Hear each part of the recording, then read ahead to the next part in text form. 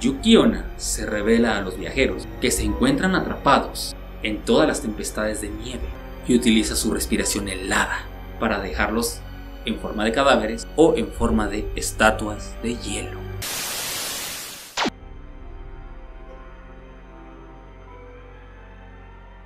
Ubicada en el canal de Xochimilco, cuenta la historia de Don Julián, una persona que se conocía por ser bastante ermitaña. Él vivía solo en la isla. Don Julián encontró a una niña que se estaba ahogando a la orilla de la isla. Hizo un intento desesperado para poder salvarle la vida, pero tristemente no lo consiguió.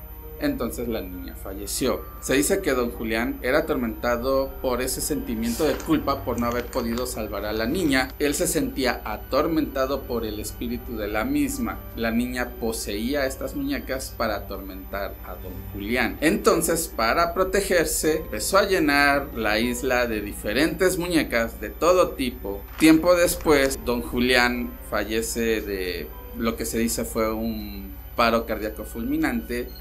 Y pues desde entonces la isla de las muñecas se encuentra como un mero atractivo turístico de Xochimilco. No te despiertes o hagas nada a las 3 de la mañana. Este es un mito muy popular que ya lleva bastantes años y también es casi que a nivel mundial. Se popularizó mucho en los 80s, ya que hay una frase muy popular: se me subió el muerto. ¿Y qué quiere decir eso? Eso es cuando sientes que una carga pesada está sobre ti, ya que sientes que hay algo que incluso no te deja moverte. Eso pasa durante el famoso las 3 de la mañana. Y es que, ¿qué pasa en las 3 de la mañana? ¿Por qué tanto énfasis en este desmadre? Bueno, se dice por ahí que a las 3 de la mañana es cuando se abren los portales dimensionales o tridimensionales a muchas cosas. Espectros, hay fantasmas de otras realidades, incluso otros caminos. Por eso es muy sensible esta hora. Pues hay gente, y no les miento, hay gente, se los digo porque a mí me pasa, que sin problema y sin faltar a las 3 de la mañana por alguna razón despiertan. No importa si están durmiendo plácidamente, de verdad, despiertan. Y esto es porque, dicen muchos, se genera una sensación de vacío, algo que honestamente no sería extraño, ya que a esa hora muchos suelen despertarse para ir al baño, despertarse para tomar algún refrigerio, incluso despertarse pensando en muchas cosas. Así que, amigos, lo que les puedo decir es que esta leyenda es muy interesante, porque muchas personas la viven de primera mano. Y sea leyenda o no, hay gente que es un hecho que las 3 de la mañana es su hora predilecta para hacer muchas cosas. Y recordemos también cierto personaje que come a las 3 de la mañana. Oye, carnal, entonces, ¿me recomiendas decir mi nombre a las 3 de la mañana frente al espejo o no? Esa es otra cosa muy interesante, amigos. Si tú dices ciertas cosas o haces ciertas cosas a las 3 de la mañana, pueden aparecer ciertas cosas indeseables.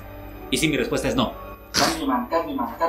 ¡Ah! Bueno, amigos, en esta ocasión les voy a hablar sobre la leyenda de El Chupacabras. Es una leyenda que surge a mediados de los años 90. Empezaron a reportar hallazgos de ganados muertos. Y lo interesante pues no era de que encontraban a las vacas muertas, sino cómo encontraban a esas vacas muertas.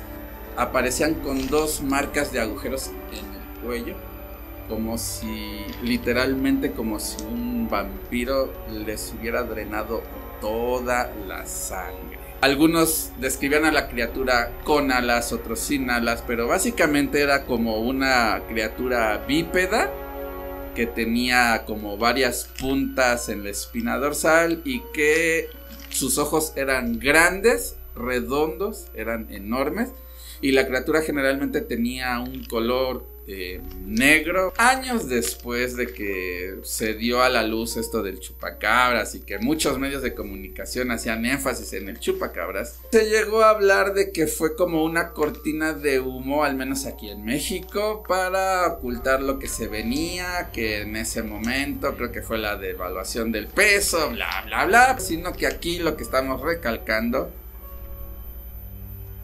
pues es verdad, güey. La leyenda del chupacabras no nada más fue en México, sino aquí lo increíble es que traspasó las fronteras al grado de no nada más llegar a los vecinos del norte, sino que hasta China. ¿Te imaginas, güey? Hasta China llegó la leyenda del chupacabras. Wow, ese bicho sí que era bastante aterrador. El metro como tal, el puro nombre, tiene leyendas interesantes y aterradoras. Por ejemplo, de muchas de las leyendas nace una muy particular que es como una de las más representativas de este subgénero, que es el vampiro de Tacubaya. Sí, es el vampiro de Tacubaya. A altas horas de la noche, y es que esto de hecho puede ser un vampiro, un hombre lobo, puede ser incluso un hombre simplemente tipo Slenderman, un tipo T-Rake. Se suele aparecer en ciertos momentos, por ejemplo, cuando los vagones, hay personas que suelen quedarse dormidas y después terminan en los famosos terminales, por así decirlo, en lo que es las zonas de carga, las zonas de reparación de vagones. Entonces, al quedarse ahí, una de las leyendas más populares es que este ser estaba atrapado con dos personas que se quedaron dormidas, y la persona que cuenta esto, que sobrevivió, dice que este ser agarró a la otra persona, le estaba chupando la sangre de verdad. Hoy estamos muy de chupar la sangre, y logró escapar contando esta historia. Otra de las leyendas, y quizá una de las que realmente podremos confirmar que es real, son los fantasmas entre túneles de las estaciones del metro. ¿Y a qué me refiero con esto, amigos?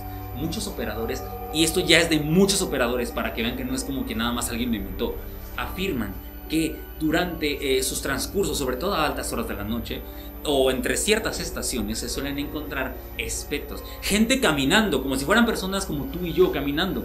Incluso trabajadores del metro, sobre todo los que revisan vías y revisan luces de las mismas, han logrado decir que se han encontrado a compañeros que les piden indicaciones, compañeros que de hecho jamás habían visto, y después se les cuenta que esta persona incluso ya hasta había fallecido. O las famosas estaciones fantasmas. Pues esto, más que mito, parece realidad. Se sabe que hay muchas estaciones que se construyeron pero jamás pusieron en servicio, ya sea por demanda, ya sea por algún no finalización de la construcción, o incluso porque no se terminó la obra completa como tal por X o Y razón. Muchas fabulares, como lo son Observatorio, como lo son incluso las estaciones entre lo que es Mexicalcingo y Ermita, entre también La Raza y Tlatelolco. Claro, todo eso son rumores, ¿verdad? La leyenda de La Llorona, amigos. Para los que no son de Ciudad de México, la leyenda de La Llorona es de las más impactantes en este país, puesto que trata sobre una mujer la cual, enloquecida, terminó asesinando a sus niños de la forma más cruel y despiadada que uno se podría imaginar. La leyenda cuenta que una mujer perdió la cordura y terminó ahogando en un río a sus propios hijos. Generalmente en donde se encuentra o alguna vez corrió un río, su espíritu está vagando con un grito de lamento, pero que cala hasta los huesos. ¡Ay, mis hijos! ¡Ay, mis hijos! Unos dicen que...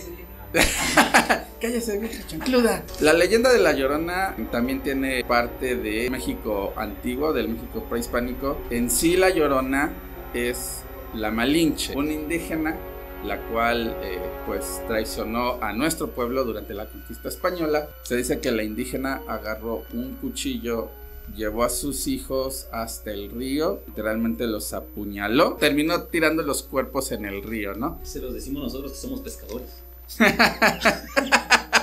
Pues bueno, amigos, hasta aquí este video. Ya sabes, amigo, puedes dejar tus sugerencias en los comentarios. Dale like a este video si te gustó, compártelo. Les agradecemos mucho el tiempo que se han tomado de ver y likear estos videos. Yo soy Saúl. Y yo soy Eid. Y esto es Cultura Blogs. Bye.